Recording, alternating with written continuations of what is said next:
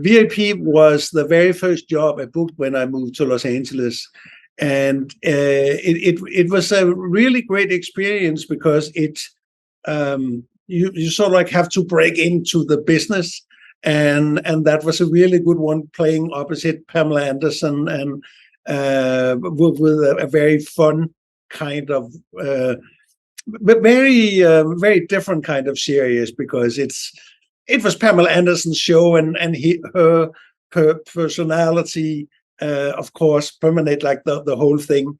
The biggest challenge was that after we have done like the scene with like over my shoulder on her, then when we had to turn the camera on, and this happened a lot when you're working with big names, that you're not reading with them. You are reading with an assistant who is sitting down in the corner. But it's and for me, it was a really good learning experience, because a lot of times when you are, there's not always room for the actor on the other side. So you have to imagine that person is there.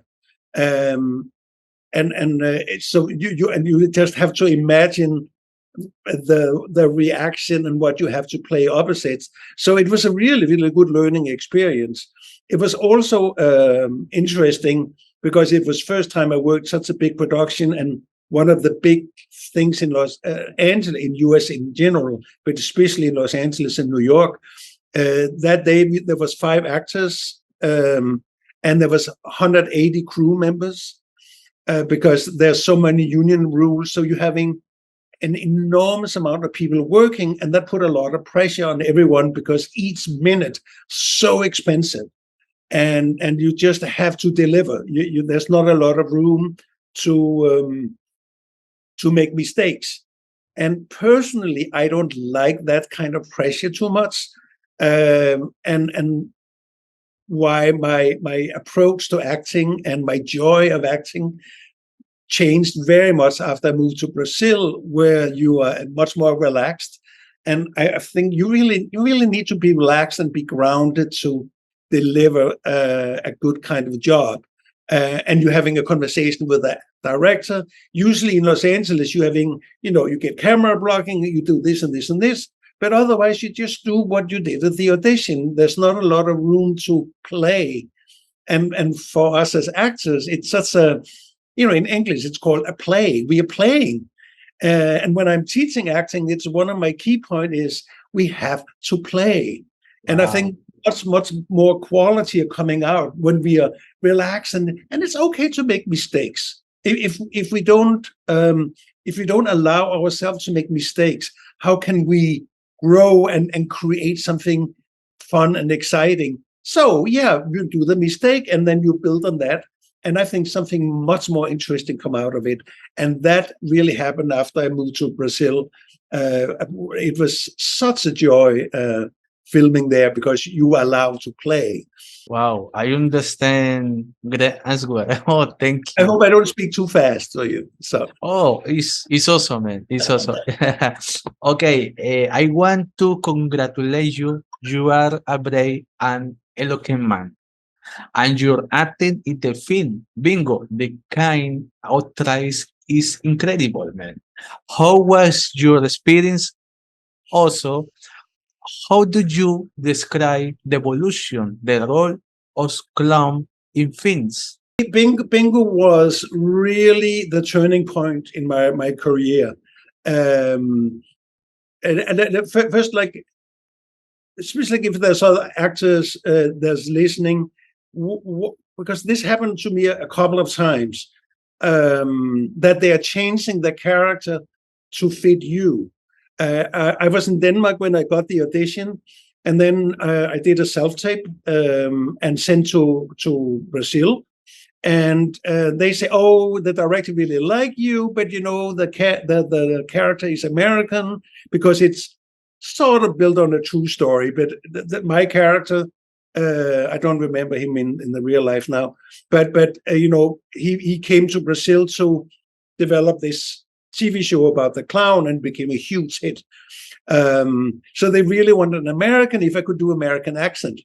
I'm not that good with the language. It's just saying, well, I should do what I can. So say, okay, do another self-tape and send. And they really, really liked it. So saying, well, we don't really know, but we want to see you when you come back to Brazil. So I went back to Brazil and I went to the audition, and it was the casting director and Daniel Hissent, who was the director of it. And we had a 3-hour session where we played, we played with the character. And I had a friend of mine with me who was an accent coach because I wanted to, so we could work on something. And then they got the idea saying, well, why don't we change the background? So now he becomes Peter Olsen instead of this American guy, and his background is from Scandinavia, and he went to US and created this TV show. And it was just such a joyful experience, because even like the big name actors in Brazil, just so easy to work with, and you're getting so much support. But the most important thing is you are allowed to play. We had one full day just with oh my God, my memory is slipping me. I mean, of course, Vladimir Bridger and Leander Leao, the two leads, where it was just the three of them and coach. And we just played the whole day. We just played all kind of like status game and stuff like this. And it created such a strong base for what the character was, but it came from the playing. So when we were finally on set, and this is like one of the most expensive films ever done in Brazil, it was just a dream. And Daniel Hissente is, because he's a very famous editor originally, and now he's doing a lot of films and TV series. And because when he's filming, when he's directing, he already had the editors in mind. So he know what he wants, and he know how to speak the actor's language, because that is like one of the big thing with directors who really know how to speak to an actor and make us relax and be open. Because a lot of directors, the best directors been working with are people who've been actors themselves, because they just like know. And then you're having a dude like Daniel Hissent, who just like opened up, and he was open for ideas, but he also knew what he wanted. And there was like one scene that he did, and it was like, I think like a 7-minute scene with a lot of movements and stuff. And the way he just planned and did it, it was absolutely a dream. And it ending up, being a huge success in Brazil, and it's still being shown on HBO and Amazon and around. I mean, it's really a really wonderful film, and it put me on a new level in Brazil, because it was like really the biggest part I ever played, and it was so much fun. It was so much fun. My sincere answer, bingo, it has been the finish for you. Congratulations. Thank you. Mi amigo Andrés, mi traductor, dejó esta pregunta. ¿Cómo fue su participación en 30 Monedas? ¿Cómo ha visto el impacto? I have just been so lucky with the directors I've been able to work with. And the 30 coins, actually, again, it came about really mysterious. I have an agency in Spain, and suddenly he called me saying, "Oh, are you available 3 months from there to there?" And I said, "Yeah, okay." And then the next day he said, "Oh, we need some pictures." And then he took some pictures, and then suddenly I was booked. So Alex de Iglesia, he had seen my show reel and liked what it was. So I was just totally booked from the show reel. So when I was on the set for the first time, it was the first time I met the director and the first time I met the crew, and was a little bit nervous also because this is the second season of 30 Coins. So everyone are already a family. Everyone already know each other. And I was just read it like with open arms and talking about Spanish, because I got the script, and it was like 8 episodes, this thick, on double pages, and I don't speak Spanish. just sort of like translated a little by little. I mean, my character was actually Danish, so that of course was easy. But I spoke in Danish and then answered people who spoke in Spanish. So it was like really tricky to. So I really just have to work on my instincts. And then you're having this great director that's like Alex, who allow you to just do, because he see, oh, he trusts you and you're on the right track, and then he just let you do what you want to do. And that kind of thing just brings up so much great energy. And also, this is first time I actually tried to be really a part of an ensemble, because the other actors was just absolutely incredible to work with, because they gave room for one another. There was like no jealousy or you're taking my scene and everything. Everyone was lifting together. And when you're working like this, it's just heaven to be an actor. So yeah, it's coming out here later this year, and I think it's going to be fantastic. I'm not allowed to say too much about it because we cannot reveal any secrets, but I think it's going to be even better than the first season. It's funny, Soren. A while ago, Johnny Melvin was here talking about 30 coins. And tomorrow, I hate John Bermudez on 30 coins. Oh, yeah? Yeah. It's amazing, man. One question is very, very, very important for you is how did you respect the cultural history of Brazil through the films Casa de Antigüedades? It's amazing, and there you have again Jhon, who was just when we met, and he was explaining his vision of it. I was literally sitting like, because he's so specific in the way he wants to make film and the spirit of it, and it was. I mean, my character was a little easier, you can say, because I was not really involved in the direct story of the Brazilian. I played this this guy all speaking in German, because in the Tresitilias, like the city where you're shooting it in, have the biggest Austrian community outside Austria. And the hotel we stayed in was all like a Tyrol. It was just amazing.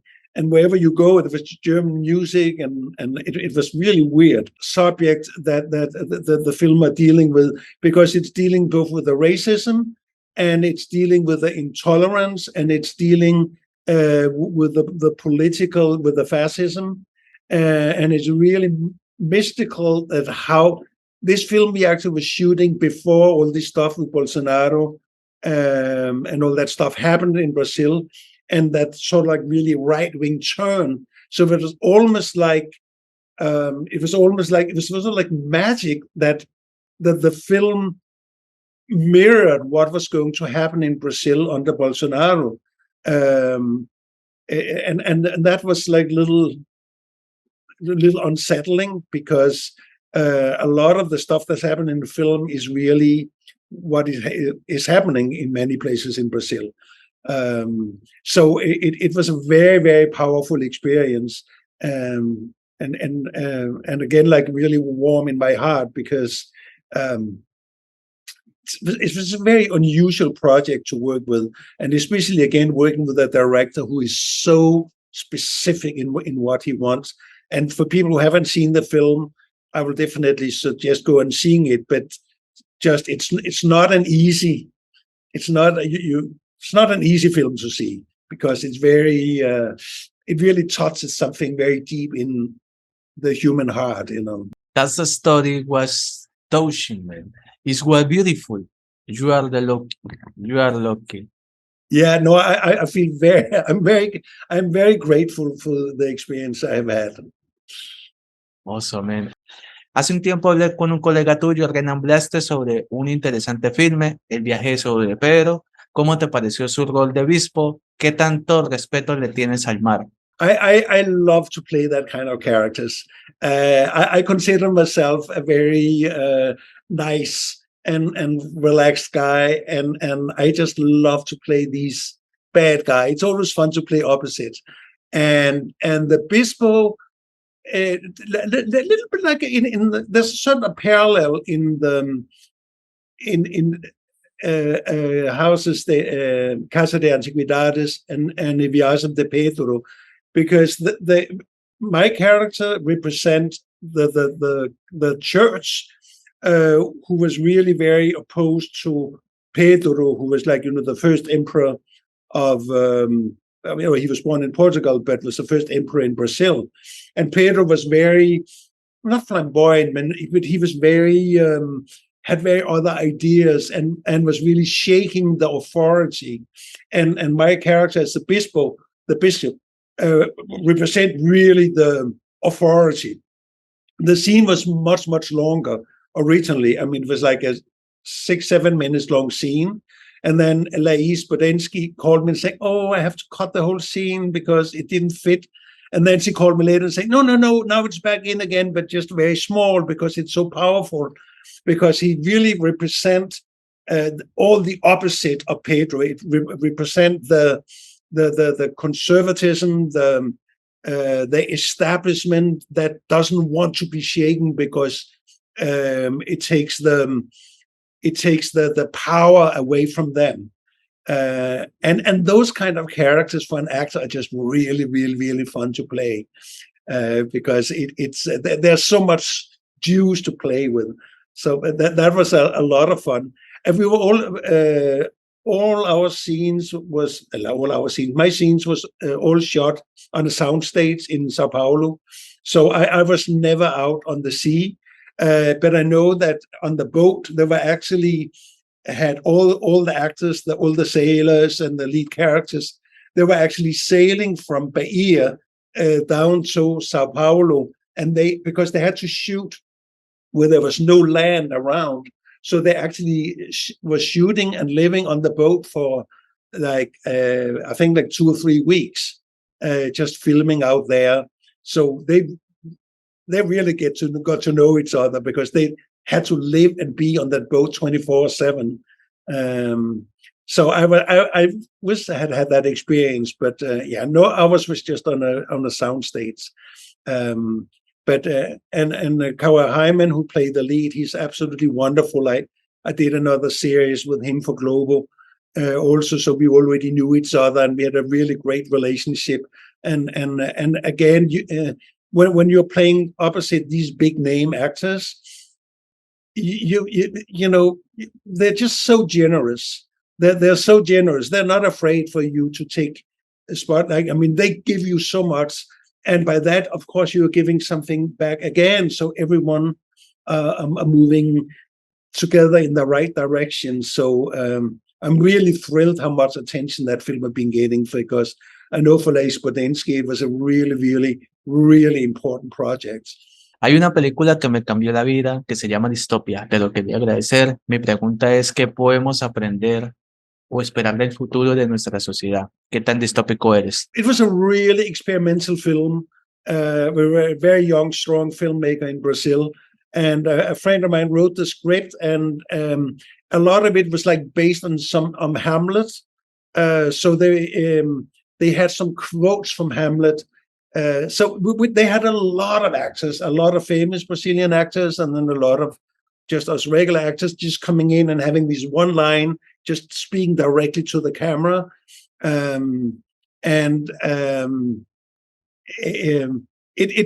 I don't know if you have seen it. It's really it's all black and white, and it's very surreal, and you're having these faces coming in, just having these one-liners inspired by Shakespeare and the corridor of death and stuff like this. So it was like a totally just a project you did for the love of it. They just ask people, can you come in and help and just have a few lines? And of course, we want to help each other. So it was just like one step of the way. I think every time you're working, you're learning something.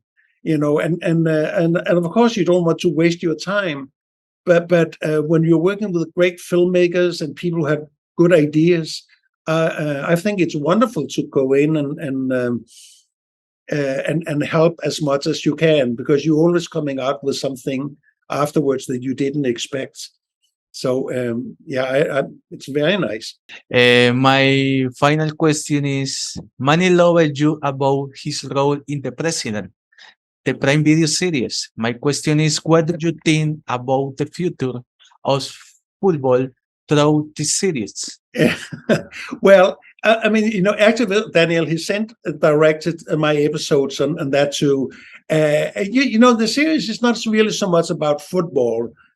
Football is more about FIFA and how FIFA was started and the corruption of FIFA. And they did a really very smart thing. They waited for the premiere because the series was ready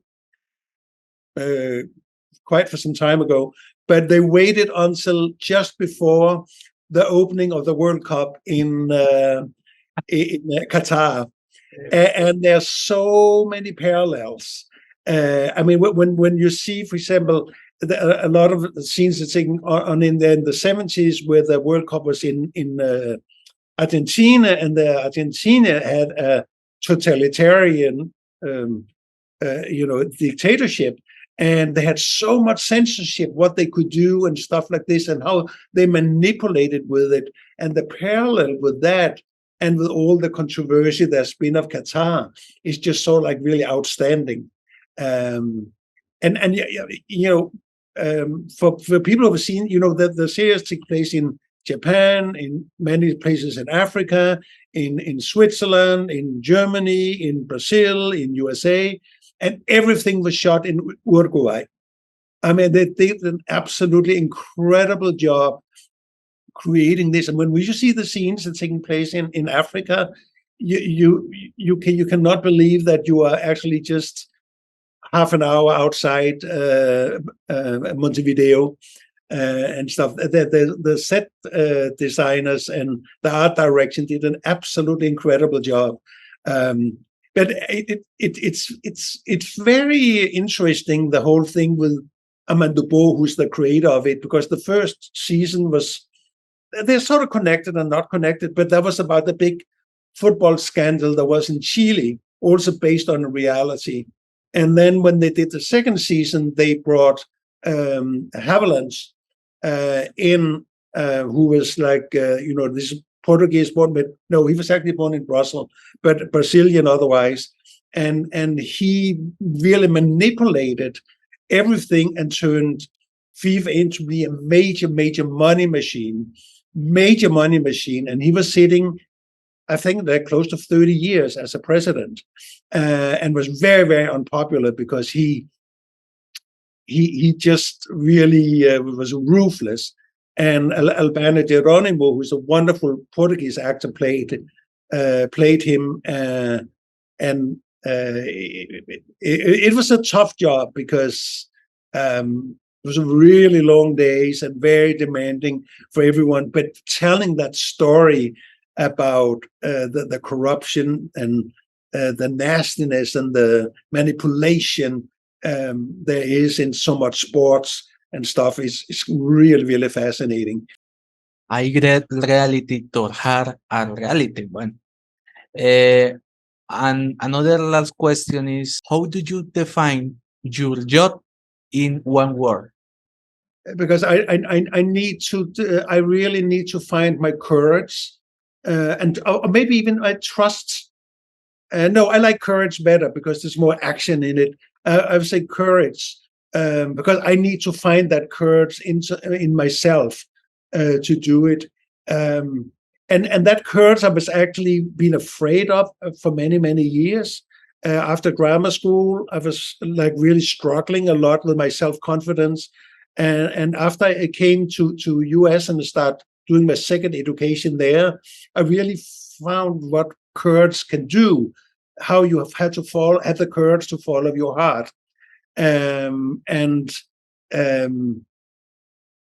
So yeah, courage. I want to thank you for every time me a promise. When you come to Colombia, sign me the bingo DVD. Let me know so I can hide it one DVD. Absolutely, absolutely. That would be such a joy. Oh, thank you, thank you. Thank you for the every time. Please tell me your social networks greeting to Colombia, Brazil, Latin America. The camera is yours. I'm on Instagram with S Hellerup 1, and my Soren Hellerup is my website, and the same thing on Facebook. And yeah, the social media are really important these days, and especially when you I mean, I'm so lucky. I've been like working in New York, Los Angeles, Brazil, now out here in Portugal, working in Spain, going back to Denmark and stuff. And the social media is just so important for all our work, not just for promotion, but also to stay in touch with people, see what other people are doing. So I really encourage everyone to really use their social network, because it really benefits everyone, both other people and oneself. Okay, well, thank you so much. Say thank you to you, and thank you for inviting me. I'm really honored, and it was such a great meeting you. Thank you so much. You are always welcome to join the channel, Soren. Come back soon. Thank you so much. Thank you so much. Thank you for the opportunity. My English is very small. No, I'm sorry if I misunderstood something. I hope I got all your questions right. My pronunciation is you understand me? I hope I got it right. Ah. Thank you, Soren, for the opportunity. Thank you so much, my friend. Go weekend. God bless you. Bye bye. Thank you so much. Bye.